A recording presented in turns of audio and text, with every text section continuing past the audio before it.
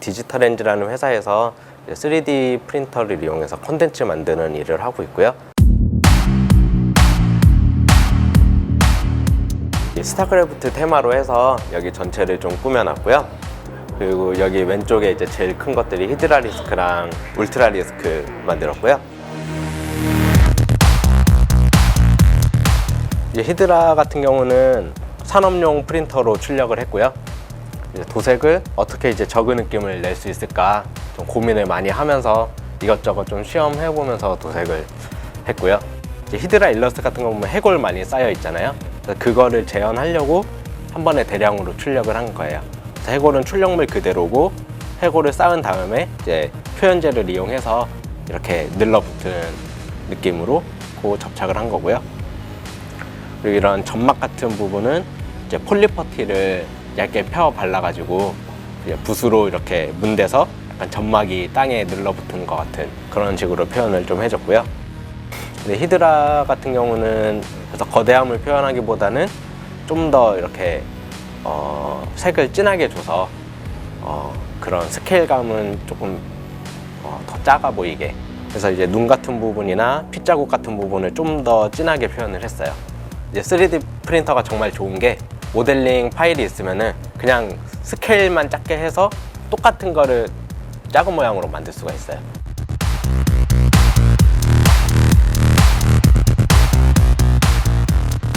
울트라 리스크 같은 경우는 그 해외 유료 사이트에 올라와 있는 모델링인데, 거기 위에 이제 텍스처 같은 부분은 더 추가를 해가지고 출력을 한 거예요.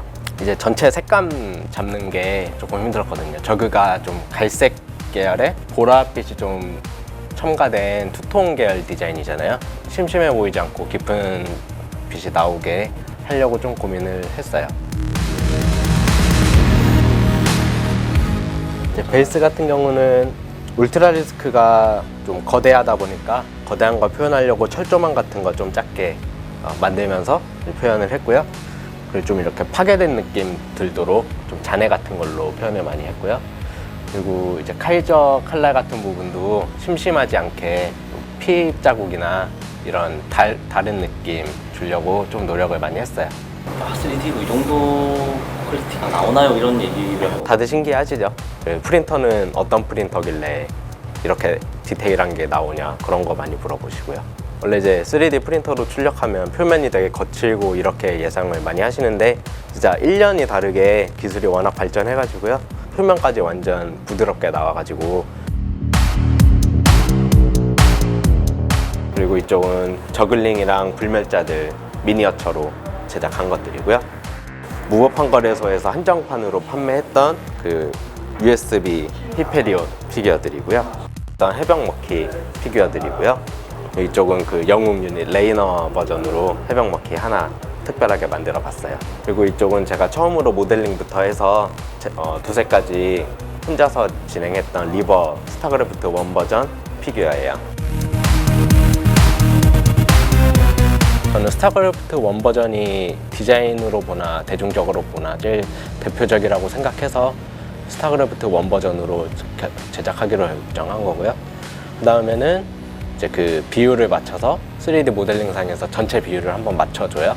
덩어리를 만들어주고, 그리고 깎으면서 이제 디테일을 주면서 이제 조립될 수 있게 조립 설계를 해주고, 그런 다음에 출력을 해요.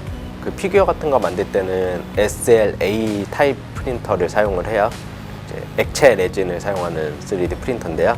지름이 18cm 되는 원판에 출력이 나오게 되거든요. 이 상태에서 지지대를 이렇게 떼서 뭐 사포나 칼 등 이용해서 표면이 맨들맨들할 때까지 표면 마감을 했어요. 이게 주제랑 경화제 두 가지예요. 얘네 두 개를 이렇게 섞으면은 그 순간부터 경화가 시작돼요. 얘가 플라스틱이 되는 거예요. 그냥 놔두면 기포가 안에 많이 생겨서 기포를 빼주는 과정을 이제 탈포 작업이라고 하는데요.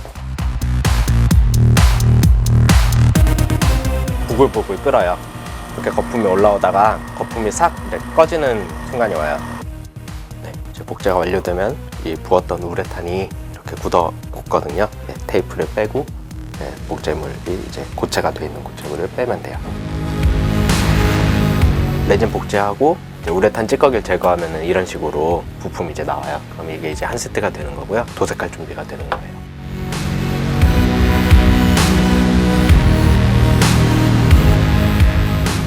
이제 얼굴 부분 그리고 몸체 사이사이에 빛이 들어오게 설계해서 만들었고요. 그리고 도색 같은 것도 약간 프로토스가 노르스름한 금색 빛이 돌잖아요.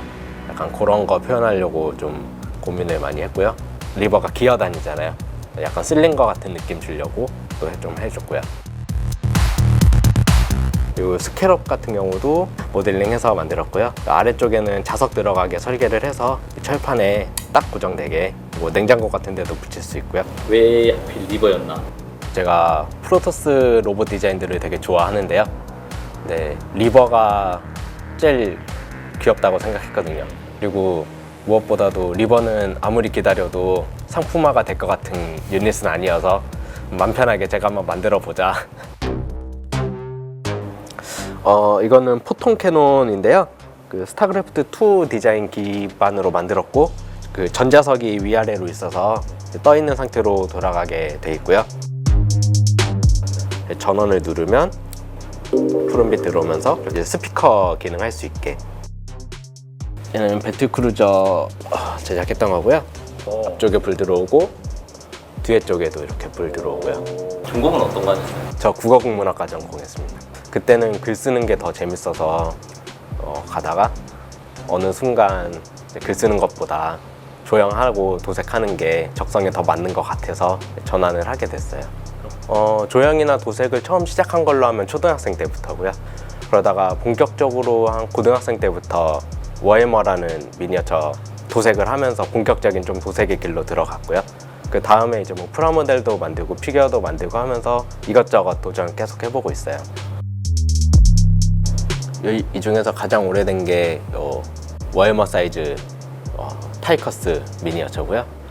그 스타크래프트 2가 2007년에 처음 공개됐을 때 그 트레일러에서 이렇게 갑주 입혀주던 그 캐릭터거든요. 제가 그 영상 보고 너무 감명을 받아가지고 저런 해병 피규어 하나 있으면 정말 좋겠다 했는데 안 나오더라고요. 그래서 미니어처라도 만들어 보고 싶어서 철심을 먼저 만들고요. 그 위에 퍼티를 덧대면서 이제 조형을 진행했던 작품이에요. 수능 끝난 고3이었죠. 지금도 잘했다고 생각하고 있어요. 손으로 한 거 치고.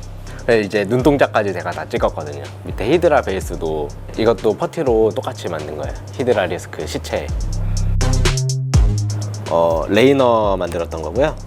그 스타크래프트 2의 테란 쪽 주인공 캐릭터인데 이 타이커스가 나왔었거든요. 이 피규어로 타이커스만 나오고 레이너가 안 나와서 아예 분해를 해가지고요.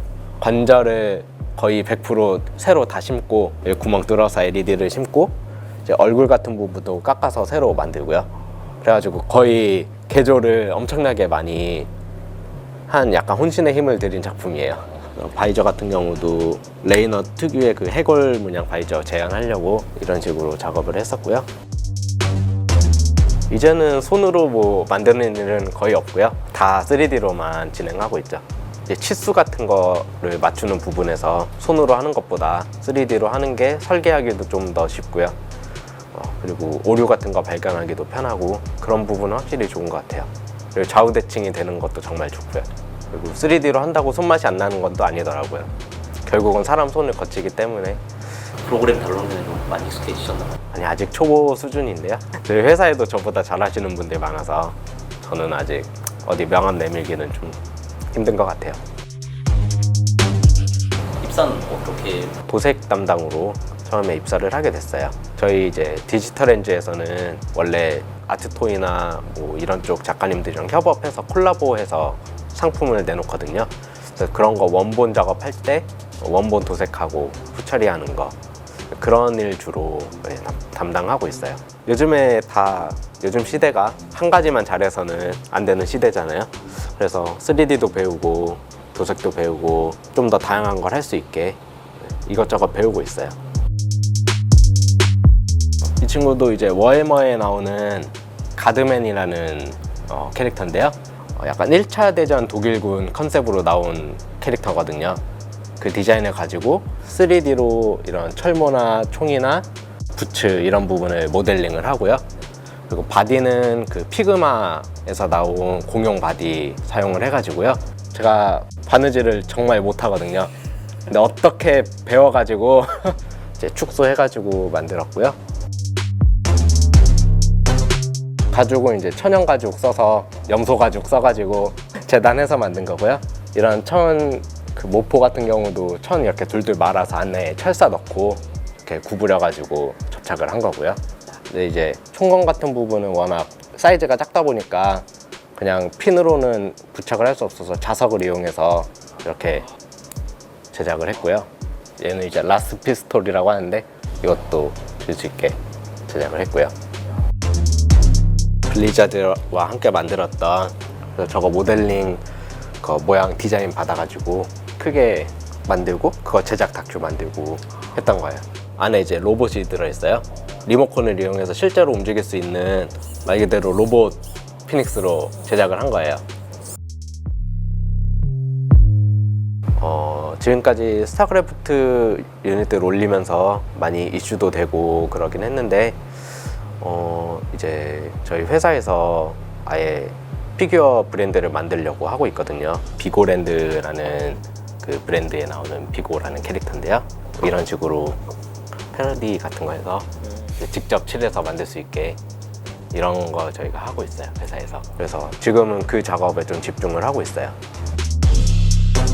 많은 분들이 좋은 시선으로 봐주실 수 있게 그런 제품을 만드는 게 지금 제일 큰 목표고요. 개인적으로는 스타크래프트 유닛이나 이런 것도 좀 더 만들어 보고 싶어요. 다 부심이 아주. 워낙 좋아하는 게임이다 보니까요. 옛날에 좀 스타크래프트 좀 하셨어요? 많이 하긴 했는데요. 잘하지는 못하고 거의 지는 역할이었죠.